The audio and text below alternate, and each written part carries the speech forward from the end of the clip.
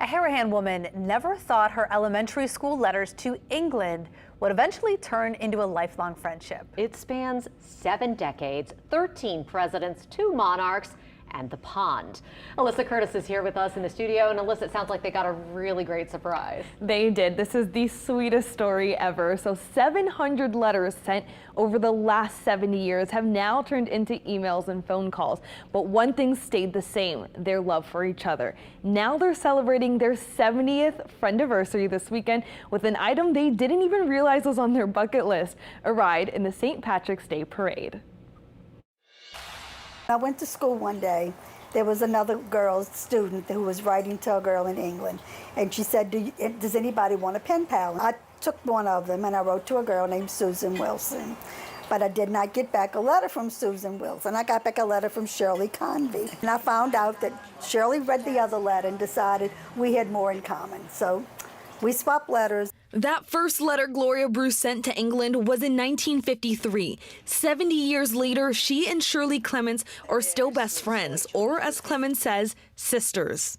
We're like mental telepathy, aren't we? I mean, it's just, yes, it's just brilliant. I don't know, you just know, I mean, she's just wonderful. Bruce has kept every letter Clements has ever sent her, the very pages that hold their earliest memories, laughs, and connections. We used to go to the to the mailbox every day and look.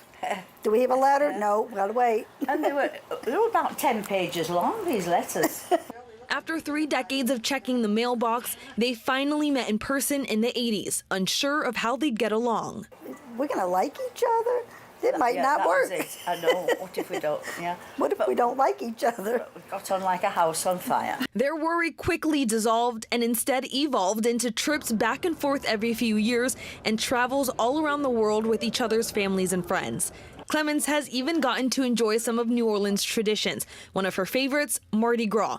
She's caught beads and waved to floats, but now to celebrate their 70th anniversary, the two besties will get to experience the other side of a parade. Bruce and Clements will be riding in the St. Patrick's Day Parade in Metairie. Yeah, I can't think of anything more appropriate now, can you?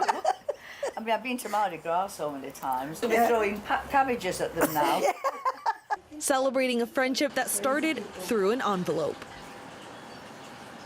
They're just the sweetest. And when I asked if they ever thought back in elementary school they'd still be best friends today, they said no. But of course, they're happy to still have that bond. That is amazing. I have goosebumps.